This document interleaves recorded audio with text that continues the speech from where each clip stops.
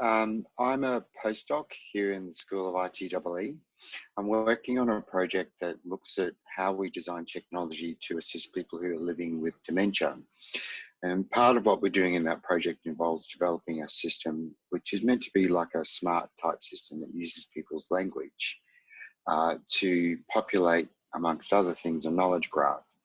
So the system starts to learn about I guess, relationships, important things, and events that are happening in a person's life. And we use the knowledge graph to then provide support to the person. And that might be simply in, for example, a calendar entry appearing in a calendar and the graph being able to pull out relevant photographs of people who are part of that particular calendar appointment, or a system that's able to determine what is a useful activity for that person to be doing at that particular point in time, given context and all those sorts of things. So that's the main part of the project, but I guess as part of a separate engagement, the UQ is in the process of developing a robot agent to go into the UQ libraries. And the purpose of the agent is to actually take the place of people when they are not working. So the libraries normally staffed, the 24/7 libraries are staffed until about 8 at night, and then new staff don't come in until 8 the next morning. So the idea is that the robot would then be able to help answer people's questions and queries. And to help power the robot, we started playing around with Amazon Lex. And so what we've found is, I guess, a lot of learning about how chatbots work. And I know you had a lecture today or earlier this week from Dan Angus talking about how chatbots might be used and misused. So what we thought we'd do is take you through a tutorial that gives you some background to how these chatbots work and what it's like to actually create one using those off-the-shelf cloud-based systems. I think part of what the tutorial is also about is understanding some of the limitations that come with those sorts of things. So has everyone got the presentation? I think so. I think it's available on Blackboard. It's on Blackboard, but I'll drop it in the chat here as well. Okay. I can see a couple of people have got it, so that's good. Cool. All I'm going to do is basically step you through that tutorial step by step. So please feel free to go at your own pace. But if there's any questions or any issues, ask myself. I think Nick may have done the tutorial as well, so he will be able to help you troubleshoot any issues. Should I screen share as I go through, Ben? Is that what you normally do in these? Okay.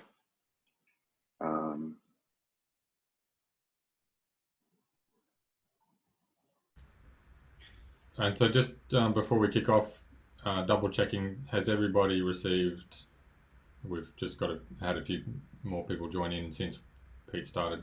Has everybody received the Amazon access details?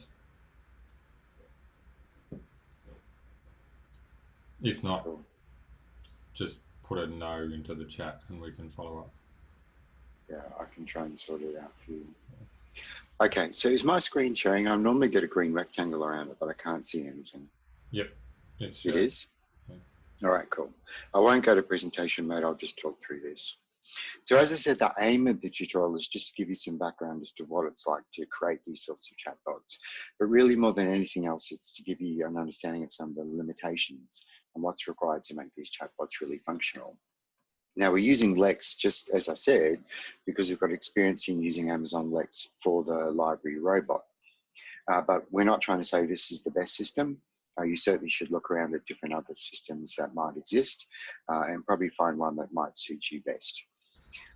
What I'm going to cover in the tutorial is we're going to create two fairly simple chatbots.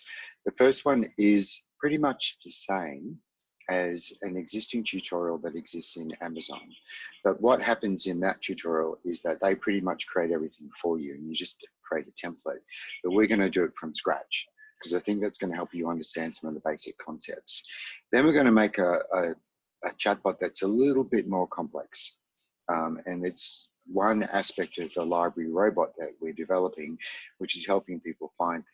And so from that, we're going to step into a little bit of Python and how some of the other systems work in Amazon to help you deal with the complexity that generally arises I always put this caveat because whenever you work with technology, it never does what it's done a million times before. It always decides when the pressure's on to do something different. So I do expect that some things will go wrong. And if you have questions, just let me know and I'll see if I can help you out. I may not be able to. We'll see how we go. All right. So some preliminary concepts as to how, in particular, the Amazon chatbot or Amazon Lex works. There are these key things that you need to understand. Some of them are consistent with other chatbots. So for example, the concepts of things like utterances and intents are consistent with IBM's chatbot and the Watson chatbot. But outside of that, things might be a little bit different.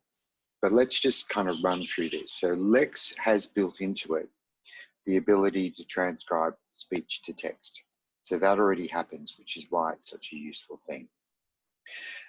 What it has when it processes things is these key concepts. So there's an utterance. When someone speaks or types text into a chatbot, that's classed as an utterance. That is the user's kind of input to the system. From that utterance, Lex tries to identify what's the intent or what is the thing that the person's trying to achieve or find out about. And that's what's called an intent. And for every different thing that a person wants to do, there needs to be a separate intent. But as we'll talk about a bit later on, if you get too specific, the chatbot can get confused. Within an intent, there are key bits of information. So for example, if we're talking about ordering flowers, we need to find out what type of flowers people want. And so there's little bits of information that must be given in order for the chatbot to be able to provide a response. That's called a slot. So it's like a variable, the thing that comes through. Then there's an idea of prompts, so that if the person doesn't automatically give us the information or the slot that we're looking for, then you can preset these prompts to ask them specifically. And that way you get the information. And last of all, there's fulfillment. So once the robot or the chatbot has everything that it needs in order to provide a response, it then fulfills the response by providing some kind of response back to the person. So those 5 things are key components, and they're the things that we're actually going to work through as we go. So if we look at this kind of simple chatbot where you're ordering a pizza, what you can see is utterances are in blue. They're the things that the person has said. The chatbot will identify an intent from that first statement that the person makes, and their intent is to order a pizza. Then there are slots. There are key bits of information that the chatbot needs in order to determine what pizza does the person want. So we can look at things like type of pizza, what type of crust, what's the pickup time. I know they're going to pick it up. So you can see on the right-hand side in orange, there's a couple of prompts that have appeared in order for the chatbot to get the information that it wants. And last of all, when it's got everything that it needs, it fulfills it. So it finalizes or provides the information to the person. So your meat lover's pizza on thin and crispy crust will be ready for you to collect at 7 p.m. That's the fulfillment. So that gives you a bit of context about those different components. All right, so the first thing we want to do is let's get in and start making our first chatbot, which is our order flowers chatbot. So you can use this link in your pack of information, or alternatively, the email that I sent out to everyone. Catherine, I might need to still send you an email as well. But email with access details has gone through. And so all you need to do is click on the link, fill in your IAM username, and fill in the password that you've got. You'll then have to change the password. So if you excuse me, I'm just going to stop sharing so I can send Catherine login details. Is there anyone else who still needs login details? No? All right, give me a second. I'll just stop sharing and I'll send Catherine her details. Excellent security, but with that excellent security comes a lot of complexity in setting up people with access details and those sorts of things. So that's probably the most time-consuming part of using these types of systems.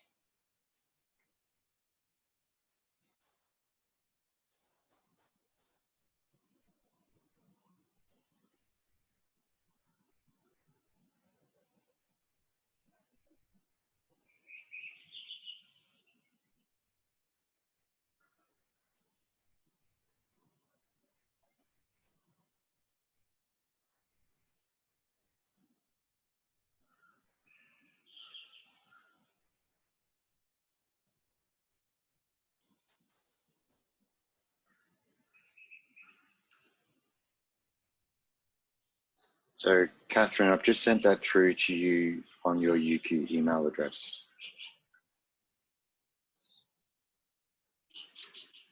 It just came through. Thank you, Pete. Cool, no worries. Let me know if you've got problems. Well, problems with signing in. We all have problems. All right, good. So has anyone had any issues with signing in? Everyone's good?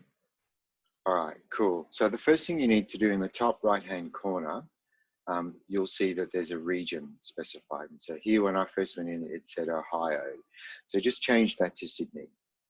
We want to make sure that we're working in Sydney in Australian Amazon. And what Sydney looks like is Asia Pacific Sydney, AP Southeast 2. So we're just going to switch to our Australian region. So once you switch to the region, the next step is to go into Lex. And so at the top, there's a search bar. If you just start typing Lex, you'll get Amazon Lex pop up, and click on that and you jump into Lex. Now what you'll find with the interface that you get for Lex is that there's be some existing chatbots there, including one that I've created for myself. So is everyone up to that stage? Everyone's kind of good? I'm finding it difficult seeing everyone on the screen. We'll see how we go. There we go.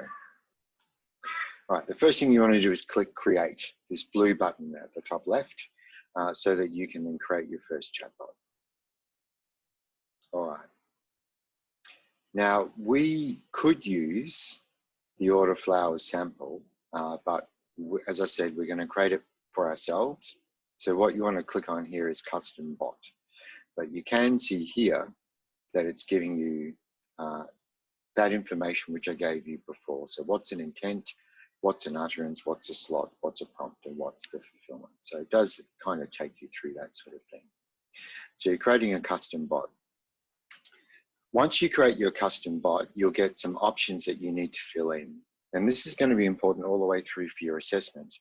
So with your bot name, I put down Worthy, but it's best for you to put down your student number so that we can identify what your work is, so that we can follow through with the assessment. I think Ben may have sent out the assessment sheet already. Anyway. It's so on the assessment criteria is on Blackboard. I'll drop it in as well. No worries. So call your bot, whatever your student number is, underscore order flowers. Doesn't matter too much, but that way we can identify you. We're going to select Australian English, and then when you go to the output voice, if you click the drop down, you get two choices, and this makes me cringe every time it happens. The Australian choices are Russell and Nicole. So if you don't know who they are, it's Russell Crowe and Nicole Kidman. But it's not really them, it's just, that's what, when people think of Australia, they think of Russell and Nicole, which is a bit depressing. All right, once you select that, the bot will actually talk to you, just so you can hear what that voice sounds like. So select Russell, and one thing I want you to try at this point in time is, in this little box underneath where Russell is, you can type any text you want, hit this little play button, and it will play it back to you. So I want you to type in, "Hi, I'm Russell, your favorite chatbot," as one word, and press play. And what you'll find by doing that is chatbot gets pronounced really weird. Now, in fact, it becomes something that's quite difficult to understand. So what you actually have to do is change it so chatbot is two separate words, and then it actually pronounces the word correctly. So that's probably highlighting one of the first limitations of these chatbots and these automated text-to-speech systems, is that if you don't put punctuation in, if you don't put a word that it's going to recognize, then you get weird pronunciation, and it makes it very difficult for people to understand. All right. Is everyone good so far? So fill in the rest of the options. That second last one, which is COPPA, that's a US child protection legislation. We're just ticking no. We're not designing this specifically for children. So, and then when you've done all that, you click create. Catherine, you're frowning. Are you okay? Sorry, I got lost during the login process. Okay. Do you want me to wait a while so you can catch up? No, I don't know how you got to the page where you're on. Ah, okay. So are you in a page at the top? It's got services. Maybe go back to the management console. So if you're on the management console, then in the top you've got AWS services and there's a find services box. Type LEX into the search box. Lex. And then click on the option for Amazon Lex.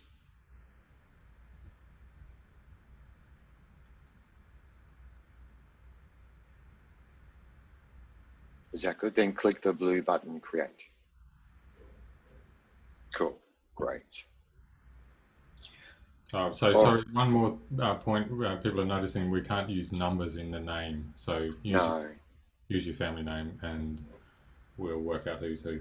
Oh, my apologies. Sorry. Okay. No problem. Maybe that's why I put worthy. Probably. Cool. All right, so the process of creating the bot, step by step, which I think everyone's gone through already. And then you'll get to this screen. So this is your bot created, and this is where we need to start putting in the bits and pieces that's actually going to power the bot and make it work. And you can see those core concepts. So we've got sample utterances, then we've got slots, and then we've got fulfillment down the bottom. So those key things that we're kind of looking at in that process of a bot interacting with a person is there. And so what we want to do is actually start filling in all of those different components. Now there is a bit that talks about Lambda here and down here. For the moment, we're not going to touch on Lambda. And one key thing to mention is that Amazon has its own idea of Lambda. So it's not probably what you're used to in the programmatic sense of a Lambda function or anonymous function. What it's actually doing is its own service that provides built functions. So think of this as AWS Lambda, but we'll come to Lambda a little bit later on. All right, so the first thing that we want to do is add an utterance. And this utterance, what this does here is it allows Lex to start to identify the sorts of things people might say that fit within this particular intent. So our intent is to order flowers. And so what we're doing here is typing the type of question a person might ask. Catherine, have I skipped over things too fast?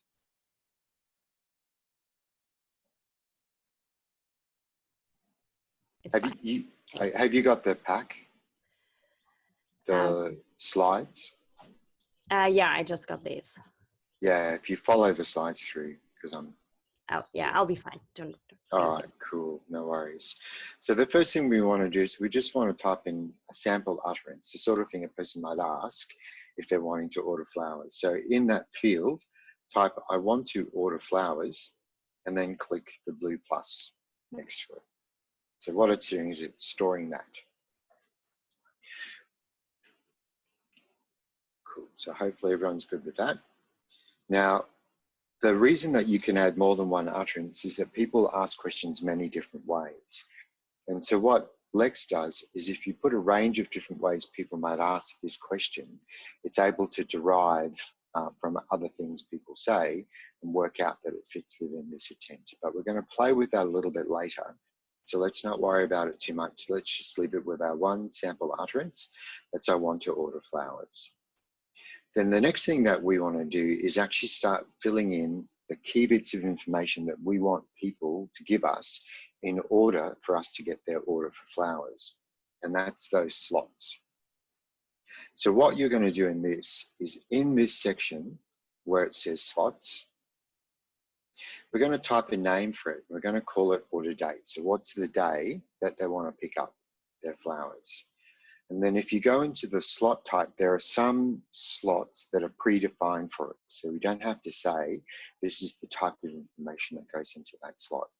So if you type in date, you'll get a pre-built slot called Amazon date. And if you pick that, then what it's going to do for that piece of information, it's going to look for a date and fill it in based on a date. So that makes it a little bit easier for you.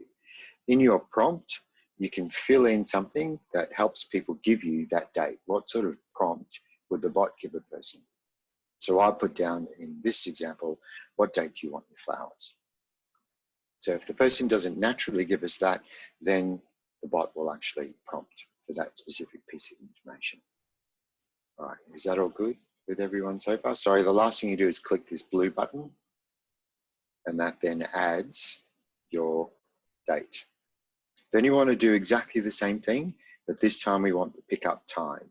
So if you look at this example here, we're filling in one that says pickup time, we're selecting Amazon time, and then we're putting a prompt in, what time would you like to pick up your flowers? Then click the blue button.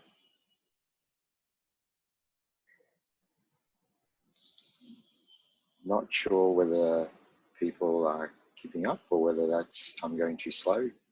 I better open the chat window just in case something comes up. Oh, I can't see it. Oh well. If there's an issue, just do something to get my attention. Okay, so we've got those first two slots, order date and pickup time.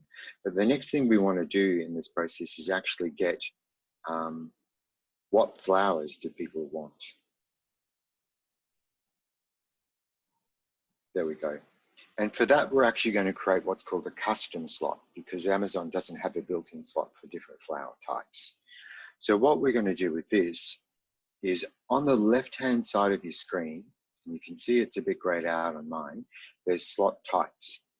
You're going to click the little plus button next to slot types and then go create slot type. That's going to give you the option to then fill in some details about what you want for that particular slot, as well as the sorts of values that would go into that. So for example, if you're doing pizzas, you'd list out all the different types of pizzas that you sell, or the different types of crusts. So here's an example with it finished. So we're calling it flower types.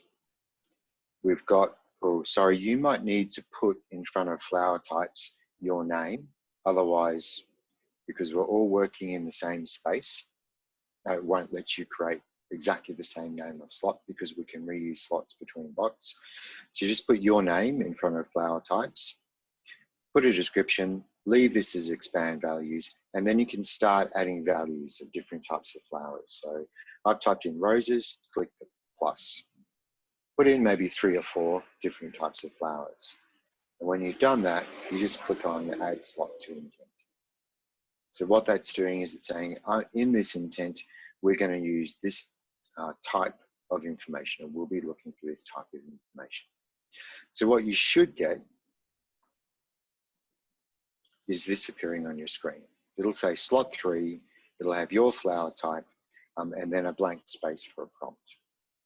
What we want to do is give this slot 3 something that's a bit more descriptive so it makes more sense. It's like using X for a variable that makes no sense to anyone. So all you do is click into that and maybe change it to flower type and then add a prompt. So I called it flower type, and then the prompt is what type of flowers would you like? So fill in those components of the slots. So once you've done, you've got 3 slots already set up and ready to go. The last stage of what we're doing is the fulfillment. So once the bot's got all of its information that it then needs to provide a response. That's this section down here. So on that screen, leave fulfillment as return parameters to client. We'll talk about what that means later on. And then you can add a response. And the example that I've typed in is this text. Thank you, your flower type will be ready on the order date to be picked up at pickup time. These curly brackets let the response know that it needs to grab the information that's stored in that slot and fill it in this part. So we get a nice specific response to the person. All right, once you've done all that, make sure you scroll down on this screen and click Save Intent. I might give everyone a couple of minutes to see how they're going and make sure everyone's caught up. Is everyone good so far? No problems?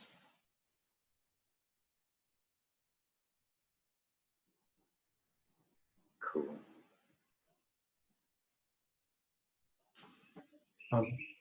Peter? Yes. I just wanted to add that I think for my case, I think the order flowers intent was already there. So I think I just used that. Yeah. Okay. What might be good is if you create your own, because we'll be looking at each person's assessment. So what you might need to do is put your name at the start of Order Flowers just to make it a unique intent. Okay, cool. Thanks. Yeah, We'll do no that. worries, no problems. Sorry about that.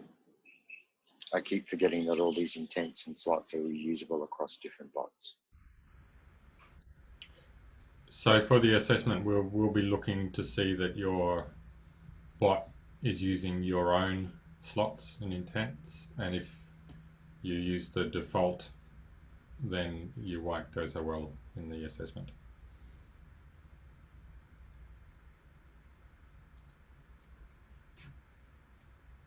Sorry, the difficulties come because we decided to use one single account in Amazon, and it really was just trying to avoid the confusing process of setting up your own account in Amazon. Plus, they want your credit card details even though you get free for 12 months. You probably don't want to give out credit card details just for the sake of giving out credit card details. So Pete, we've got a message in the chat. Oscar is getting a checksum value error. A checksum value error, is that he's gone to test the chatbot already?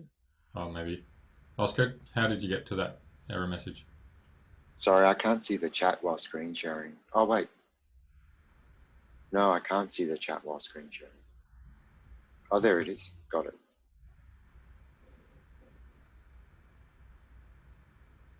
There we go. Nick's got the answer. So I had that issue. I put down flower types as opposed to flower type or something like that. And so it's not running right. So Oscar, are you okay with that?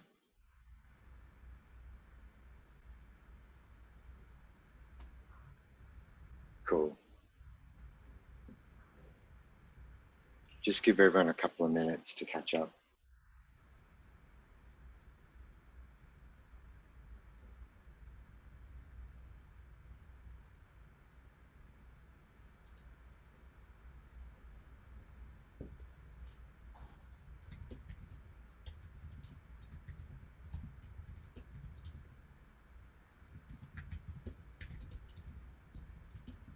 All right, so hopefully everyone's good.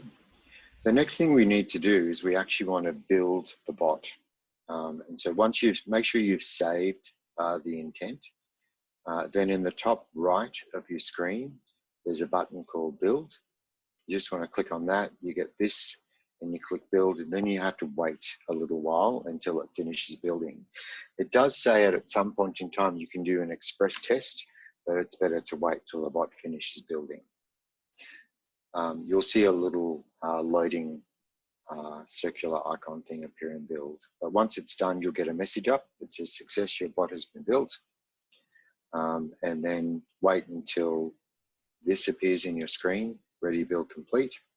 Hopefully this window will have popped out automatically for you. If it hasn't, there's a little word here called Test Chatbot in the right margin. If you click on that, that opens up this test window. And that's when you can start testing your bot. So you can actually click into this field here and type, I want to order flowers, and then you should get a response. Alternatively, and maybe as well, you can click this microphone, and if you've got, you've allowed access to the microphone, you can then ask it the question, click it when you finish speaking, and if it understands you, it will then provide a response. Well, actually provides a response even if it doesn't understand you. So you want to try a few of these different things. Now, a couple of things that make the chatbot nice and useful is that even though the field is date, I can still type in tomorrow or I can type in Sunday and it will work out the date from that. So normally you have to kind of add some kind of natural language processing. It's already built into this system. So these sorts of concepts get interpreted well and fairly quickly using the Amazon services that sit behind. Cool. So I'll give you a couple of minutes to play around with the bots. If there's any problems, let me know. What I'm kind of interested in is, can you break the bot? Can you ask it questions in different ways or say things in different ways where it doesn't understand you? Because what you want to understand is the limitations of what actually happens.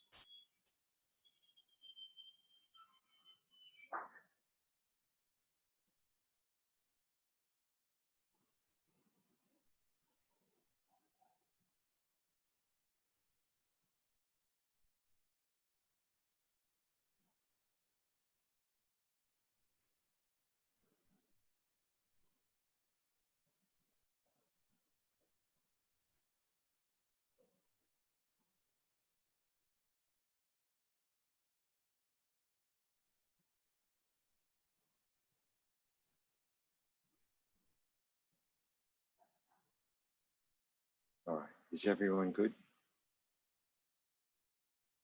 Cool.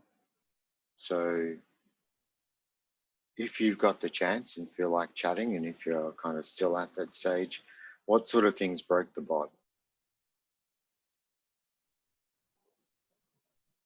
No one talks. That's okay. Jump to this screen. What you want to do is try different ways that people might want to ask the bot questions and see which ones worked and which ones didn't work. Yes. So Chris, with your bot, if you just put a unique name at the front of it, your surname or your first name. Yeah, there's someone else with the same first name as last name, so I think maybe we've corrupted ourselves. So yeah, it's good. I can have a quick look. No, it's all right. I can change mine to a unique name. Shouldn't be hard. You can just combine first name, last name, or something. Yep. I just need to be able to identify it when I go to Mark. Yep. Okay. Thanks. Yes, we do have quite a few bots. Oh, Nigel's already up to Library Concierge, which is good. Nice. All right, cool. So as I said, test these out. And part of your assessment is going to be some of these work, some of them don't. Some of them the bot doesn't understand. So the way to solve that is if you go back into the utterances and you add more sample utterances about the way people might ask that initial question about ordering flowers. Pete, there's another message in the chat about configuration error, invalid bot configuration, no usable messages given the current slot, session attribute and request attribute set. Now, invalid bot, no usable message given the current slot. I haven't come across that issue before.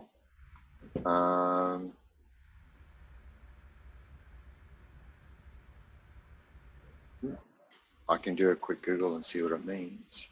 That's okay. I can look at that and you can keep cruising along. Okay. Just check that it was saved, like everything's filled in and it was saved before you built the bot. Sometimes if you fill in information and haven't saved it and then try and build the bot, it builds it without the information that it needs. So that could be the issue there. Okay. It seems to be, so this seems to be something that there it is. I think it's the flower type. I said roses, not rose. So it seems to be very particular to tense, plurality.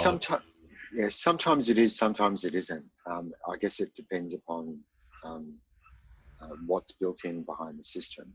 Sure. But yes, in some of the other bots, or I won't talk about it yet because we're going to come across that issue in the future. Getting ahead of ourselves. Yeah, cool. But the idea at this point is add more sample utterances. The theory is, or Amazon says, the machine learning that sits behind its analysis of utterances gets better by the more samples that you put in. So yes, Ben, in the past I've gone in and added plurals and singulars, just so it picks up all of those. But when you're trying to be general, it's a bit more difficult. So add a few more of these different utterances in so that you can get to this bit, so your bot can recognize all of these different things, and perhaps a few more. So does Lex have built-in stemming or any of that kind of linguistic-y stuff? Not really, no. That's because those services cost extra, so you have to kind of build it in yourself. Huh. So with a lot of the work that we've done in the Florence project, we've had to create basically a workflow in the Lambda functions so that it actually does all that different processing that we want. And even like some of it's available, they have services called Comprehend, which helps you start to identify things like subject and that sort of thing, but it's relatively limited. So we've purpose-built our own and built it into the workflow so that we get a lot of that type of analysis that we need for populating something like a knowledge graph. Cool.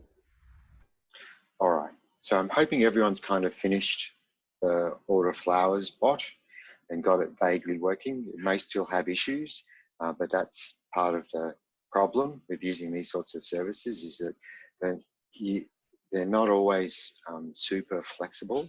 And so it takes a fair bit of work to get them working in a way that you can just deploy and let it run. All right, cool. So let's move on to the next one. Let's go through the process of actually creating the Library Concierge. So I've given you a bit of background, but I'll give you a bit more background about the robot. So as I said, it's there to try and actually provide assistance to people when there's no staff in the library. One of the things that we did when we first created the bot was people want to find many different things. In fact, it's probably the second most common question that library staff get asked is, where is something? The most common question is, I can't connect to Eduroam, can you help me? Which is not surprising. So what we looked at whether we could help people with connecting to Eduroam, but there's so many different devices with so many different nuances that we already decided that that question is something that has to be dealt with by a human. It's too hard for a robot or a chatbot to try and provide the right answer. But finding stuff in the library, we thought was something that the robot would be able to help us with. We started the process of going, okay, let's just simply create an intent that is find bathroom. Then we'll create another one that's find whatever else it is that people want to find. And we found that the robot got confused and sometimes would provide the wrong response because it was picking the wrong intent. And so what we had to do was create a single find something intent that was then smart enough to then be able to start to identify what is it the person's asking for and then provide a response. And the only way we could do that was actually by using a Lambda function, an AWS Lambda function, and passing the information from the bot through to the Lambda function, and then we could get it kind of a bit more nuanced in those responses. So what we're going to do is go through that process with you so you can see what's involved with that. So we will this time be implementing a Lambda function to help the robot provide a response. Oops. Cool. So go through the same process if you haven't already of creating a bot. And this time we're going to call it your last name Library Concierge. We're going to follow the same process. However, instead of picking Russell or Nicole, sorry to Russell and Nicole, we're going to pick English UK and the output voice Emma. And I'll let you play around with that so you can hear what it sounds like. And there's a reason that we're doing that. We did a series of tests with people in the library with a whole series of different accents and voices. And this was the one that people found most easy to understand, or most people found most easy to understand. It was certainly their preference for the robot. And that raises a couple of questions around what gender is the robot. And that's kind of interesting because there does seem to be a bit of cultural difference in terms of that. But anyway, we're going to pick Emma, type a few things into that field underneath it so you can hear what Emma sounds like. At least you know what that voice is. And I'm probably interested in your feedback. Do you think that's understandable or not? Oh, so it did understand I'd like to get a bouquet, Jess. That's pretty cool. All right, so once you've gone through the process of starting up the bot, and also make sure you create the intent. And our intent, this case, as I said at the start, or have I mixed up the slides?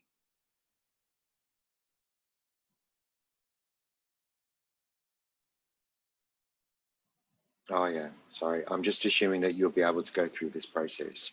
So you want to create the bot. And as I said back here, you're going to create an intent, which is called find library resource. But again, remember, put your name in front of that so that it appears.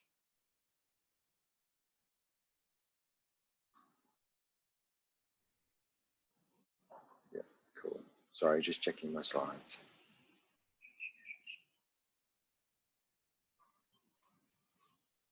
Okay, so once you've created your chatbot with the intent, following the same process that we went to before, one of the first things that we want to do is we want to create a new slot type. And this is before we do anything else with the robot. And that will become clear later on. And what we've got again is the intent here is that people are wanting to find something in a library. They've got an idea about what it is they want. It might be a book, it might be whatever. But we need an intent that's going to be able to pick up many different things that people might ask for and provide an answer to that. So we're going to create a custom slot first. So what you want to do is on that left-hand side of the screen where it's got slot types, click the blue plus so that you can create a custom slot. As I said, put your surname in front of it, underscore things defined, and then we're going to start adding some values. The thing that we're actually going to get people to do in this case is they're going to be asking the robot how to find the toilet or the bathroom, and also how to find a photocopier. So what you want to do in these values in the slot type is add a couple of different ways people might ask for a toilet, or a couple of different ways people might ask for a photocopier. And start thinking about what different words people use. So for example, toilet, restroom, bathroom, whatever. In Australia, there's a bit of a slang word where we call a toilet a dunny. I have no idea where that came from, but you could add that in as well, just in case someone asks for that. Things like photocopiers, some people will just say copier. Some people will want to print from a copy, so they'll call it a printer. So you want to add all those different values. And once you've done that, you're going to add the slot to the intent. Cool. All right, so it's probably best once you've done this, save your intent so far. So at least you've got the details, and your screen should be looking something like this. You've got Library Concierge, you've got an intent called Find Library Resource, which might have your name in front of it or should have your name in front of it. You've got a slot type, which is things to find, and you've already added that slot down here. Now, we're not going to put a prompt in at this point in time. We're just going to leave the prompt blank. But one thing I do want you to do, same as what we did last time, slot 1's not a particularly descriptive thing. It's not really going to help us too much. So what I want you to do is change slot 1 to say things. So it looks like this down here. So you just click in that, type over the top of things, and then save your intent. All right. So now we need to start thinking about how people might ask questions to try and find things. Oh, Dunny. Oh, there we go. Oh, right. Okay, cool. So in the sample utterances, because we're hoping that the bot can pick up what it is the person's going to say, instead of just using the slot in the response, we're actually going to use the spot in the sample utterances. So here I've typed in, can you tell me where the curly brackets things, which is the name I've given to the slot down here, are. So someone might say, can you tell me where the bathrooms are? And somebody else might say, can you tell me where the printers are? And so this sample utterance will substitute all of those different values that we've put into the slot here. So the robot's able to pick up different things that people might be looking for. But then you also need to think about different ways that people might ask that question. Someone might say, where are the bathrooms? Where are the printers?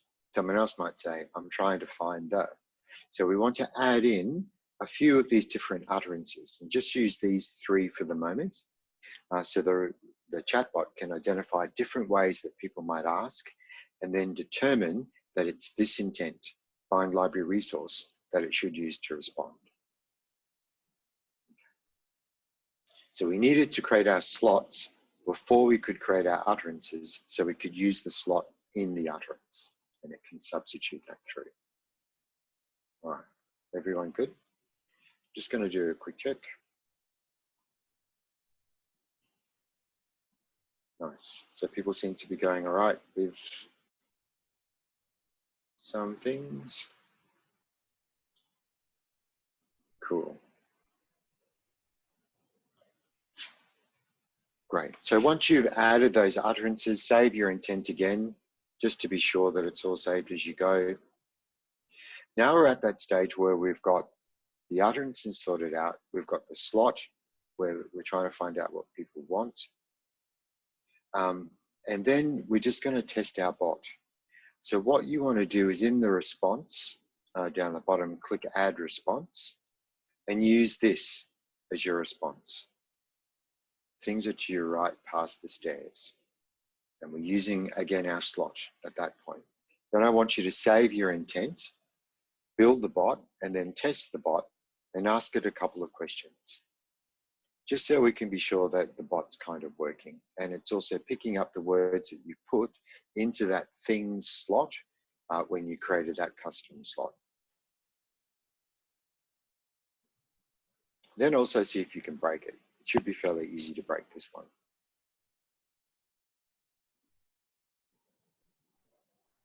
And you can ask it, tell me where the dunny is, to see if it picks up that. I actually didn't test that, so I'm interested. If someone gets to test it, let me know.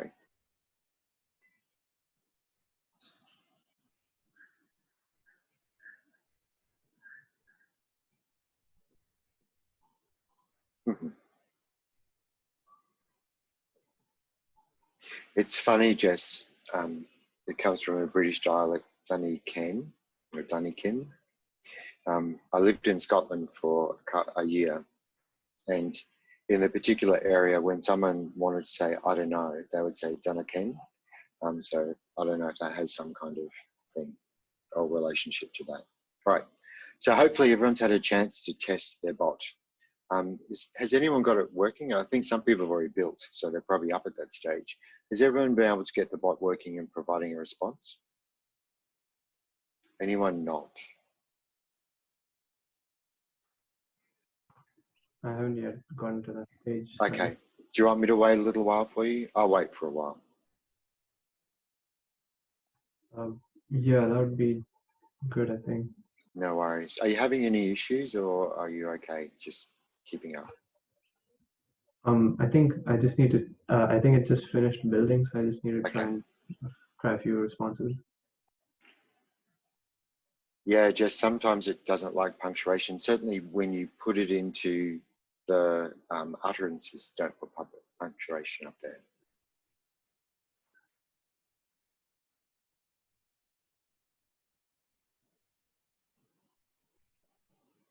So it can be quite finicky making these things. I think Lex, as you can imagine, being part of Alexa, is really geared to speech rather than text, although a lot of people do use it to power a lot of the Facebook chatbots.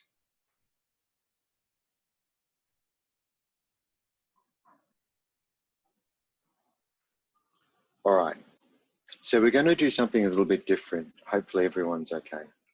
I'll wait another minute just to make sure people are kind of up to date. Thanks for the picture of the dummy, Ben.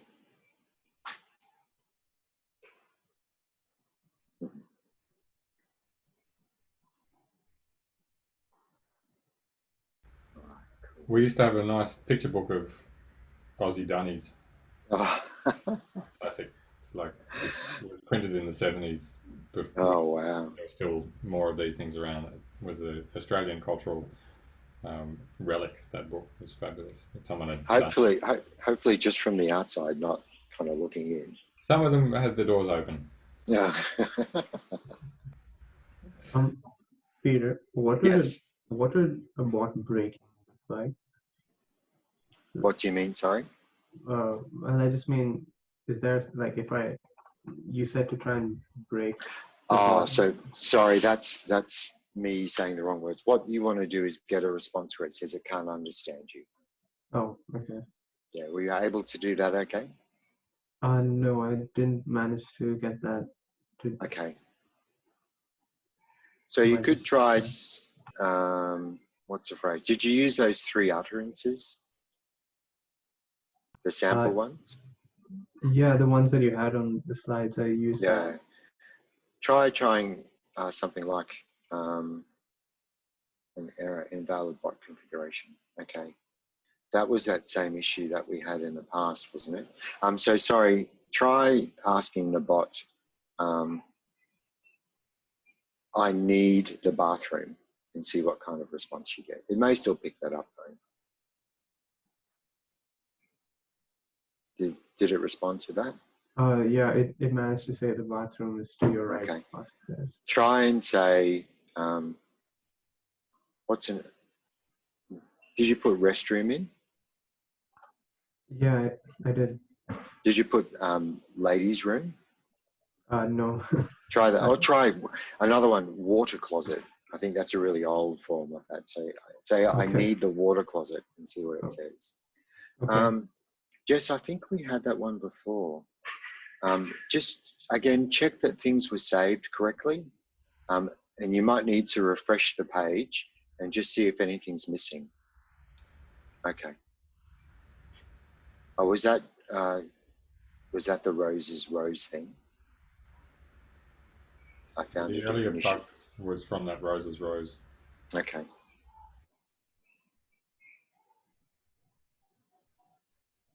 Okay. Yes. Yeah, I can imagine it would. It's not very good with punctuation. When you do speech to text, no punctuation comes through. So I think typing in too much punctuation it probably doesn't like, which is a problem, and certainly will cause a lot of problems. All right. Okay, so you can start to see that we've got the bot working, which is good.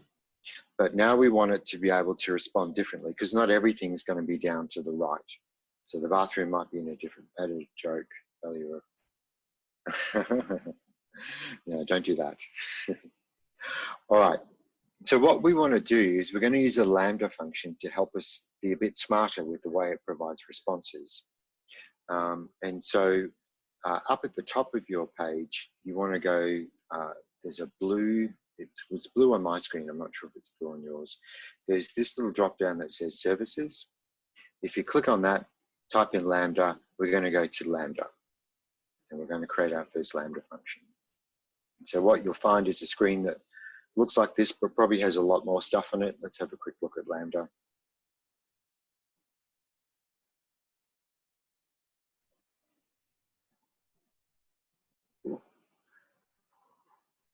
I'm not sure that people have gotten up to the stage of creating a Lambda function. Anyway, we'll see how we go. All right. So when you get to the Lambda screen, the first thing we want to do is create a Lambda function.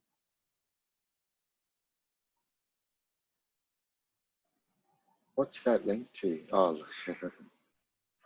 all right. So once you get to the Lambda screen and click on Create Function at the top, what we want to do is author one from scratch. So make sure this is selected and then type in your Lambda function. So for you, it might be whatever your surname is, library find. And then we want to select Python 3.8 because we'll build our Lambda function in 3.8. It does do a couple of other languages, not too many, which is a bit limiting, but at least it's got Python, which is a good start. And so once you've done that, click on Create Function, and then you'll get this screen. So you can start to see your function. And the code is actually sitting down here. So you might need to scroll up on your screen. All right. What we've done, I think, Ben, it may be in Blackboard, is I've given you a file with the code that we're going to use rather than you having to type it all out. I might share that into the Slack channel as well. Okay, thanks. And all you want to do is copy the code from that file and paste it over the top of what's there. And I'm not the best at commenting code. I have put a few comments in, but they're probably not as descriptive as what they should be. It was a while ago that I did that intro to software engineering course, so I'd probably fail if I did it now. And it's quite simple in terms of the way the code works. I'm sure there are better ways of doing it, but this worked for us. So once you paste, sorry, thanks. That's shared into the Slack channel, so download that as the .py file. Awesome, thanks, Ben. So feel free to have a scroll through and around the Python code so you can see all the different components that are there. But the main function is the one that we call find something. And inside that function, there are some, I guess, key things. So the first thing that you'll see is we've got a couple of arrays that list out words that might be used for things like bathroom words and copier words. Okay, now we already created it as a slot, but we need to actually put this information here. So that we're using the slot more so that the person or the bot can identify which intent it should use based on a person's utterance. But here we've just got these words here. Don't worry about the add kitchen words, we'll do that a little bit later on. And then we've just done something really simple. We've grabbed the slot things from our chatbot. And then all we're doing is comparing, is the whatever's stored in things in this array. So if it's in the array, then it sets a few things, and some of it's not related to what you're doing, but then it provides a response, which is a specific direction to where that thing is. So these things up here, the robot that we're using also does gestures, and it also changes the color of its light and changes its face and that sort of thing. So these bits are just extra information that we send to the robot so it can do things. But it's this bit here that you're most interested in. So whatever goes in this content is what the chatbot is going to respond with. And if you were working with a robot, that's what the robot is going to say when it actually speaks. And you can see the same thing down here where we're looking for a photocopier. If whatever's in the slot things is inside this array, then it's going to respond with this. Okay, and we've used this little curly bracket because what we want the bot to be able to do is respond in the word that the person used. So if a person asks for a bathroom, we want it to say the bathroom is this way. We don't want it to respond using a different term. Similarly, if the person's looking for a photocopier, but they ask for scanner, then it's going to say the scanner is this way. So at least it gives the person the right information. All right, so they're the key, that's, I guess, the main function that you'll be focusing on. That's the bit that does, I guess, the work of identifying which is the right response or which fulfillment should be sent through to the bot for the bot to respond. All right. So once you've got that function set up and pasted in, if you go into File, just up the top here in your function code, and click Save, it'll save that function for you. Oh, I think we also have to, yeah, that's it, just file save. Right, now we want to be able to test our function. And what you can find is, again, up at that top little horizontal menu under function code, there's an option to test. So if you click on that, it will actually give you a pre-configured test called Hello World, but the information that it's sending through is pretty much blank, and it doesn't match what would come from a Lex chatbot.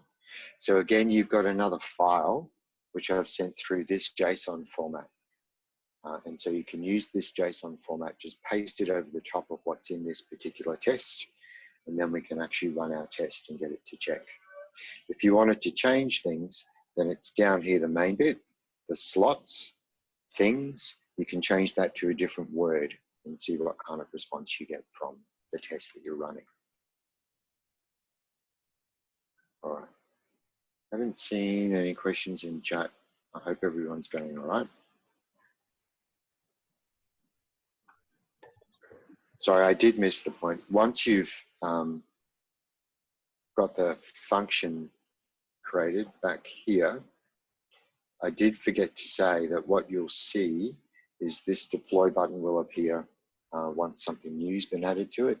So you need to save and deploy so that function becomes ready. Cool. So once you've got this test set up, you can actually then create the test, and then you can test it by just clicking that test. And further down the bottom of your page, you'll get a little tab appearing, and that will show you the results of your test, so you can see what's coming through. Is that JSON file? Have you uploaded that somewhere? The test one? Oh, sorry, Joe. I'll put it into chat for you. My bad. No, I'll put it into the Slack channel. Okay, thanks. Sorry about that. Save you typing all that JSON through. Cool.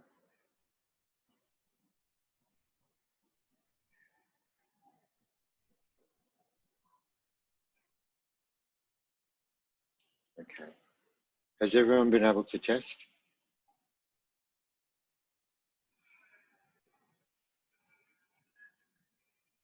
Hopefully all the information in the sheet is helping people. If there's anything missing, let me know. All right. Is that all good? I think so. Right. If there is any problems, please just speak up or send a message in chat. All right, so once we've created our function and tested it, and we're happy that it's working and there's no errors appearing or anything else like that, you want to make sure that you do click deploy, and then you want to navigate back to your particular Lex chatbot. So again, you use that services thing at the top, click the drop down, type in Lex and move back to Lex. Then in Lex, you'll see a list of everybody's different chatbots, and make sure you select your own. And what we're going to do is, instead of returning parameters to client, and the client is actually this system that we're using, we're going to use our function, Lambda function that we created. So under fulfillment, we select the Lambda function. Then we use this drop down to find our specific Lambda function. And then all we need to do after that is delete the response that we had already. And you delete that just by clicking this little rubbish bin here. And then save your intent and build, and then you can start testing using this little test chatbot here at the side once it's been built. So I was a bit scant on directions on how to do that last bit, because you've already done it once before, apart from selecting the Lambda function. So if you've got any questions about that, please let me know. But otherwise, I'll give you a chance to go through all those different bits and pieces first.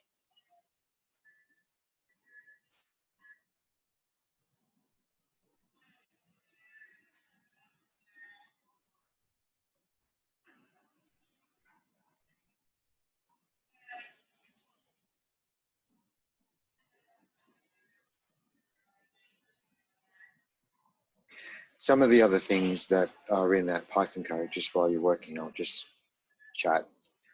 We've got a couple of helper functions, and one is about checking whether the library is open or closed. So there's a couple of functions with time, a couple of things to change or get integers, those sorts of things. So they're there.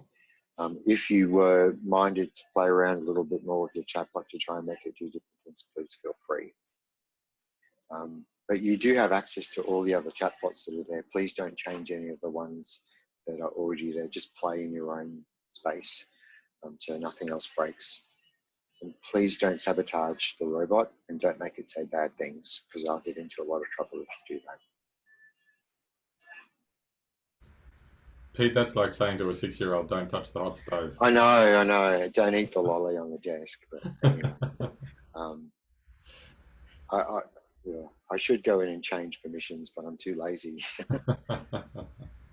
I can see who's made changes though, so anyway.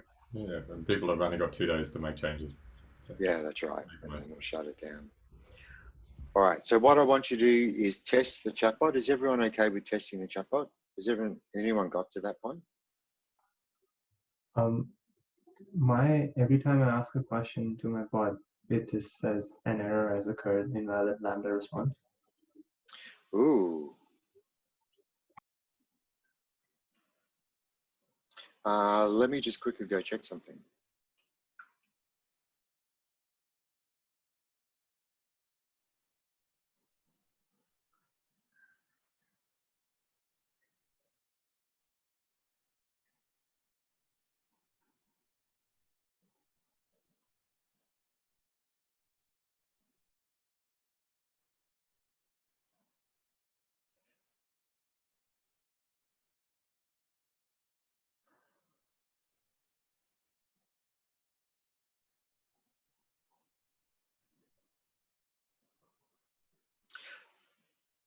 Okay. So other people may be finding the same thing, depending upon what they did. So can you see this log screen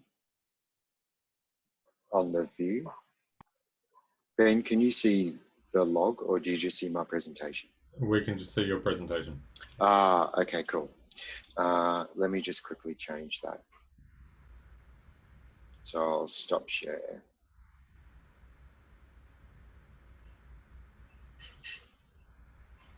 Share the whole desktop instead. So what's happened is that you've called your intent, find library resource. And what you'll find in the code is that the intent is called something else. So I'll just quickly jump back into it.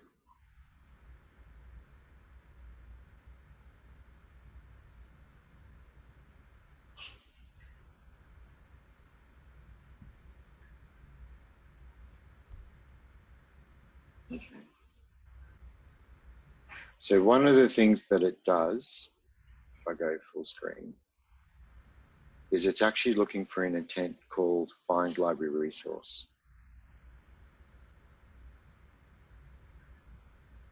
If I can remember where it is now.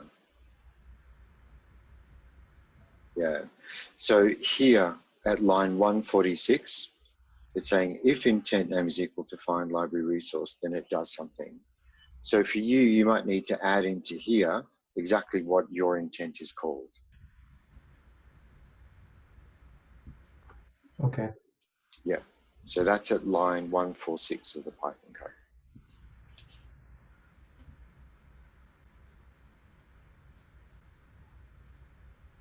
I should add that to the notes, Ben, just in case. Making a note and Yeah. making a note to update the notes. Cool, thank you.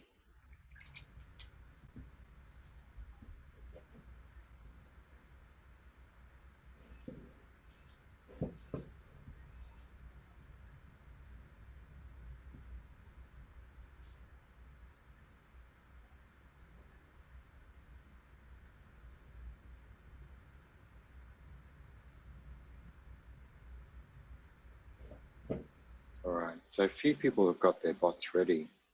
So Jess, have you been able to get yours working all right? I may be asking people when they've had eating lunch or got a mouthful or something like that. I shouldn't ask questions like that. If anyone has had that same issue and just updating that line 146, can you just put a comment back to say whether it's worked or not? Mine's having issues for that line. So With the same line? yes. It's found your bot name Yeah. instead of mine. So Okay. So you're right to update the code? yes. Cool, thank you.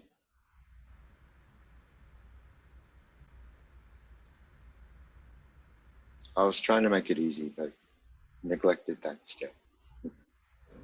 That's all right.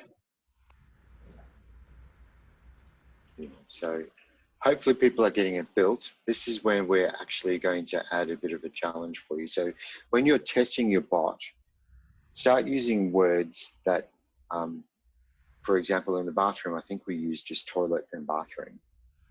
So it's probably identifying the right intent because we filled in some extra words into the slot that we created for find library resource.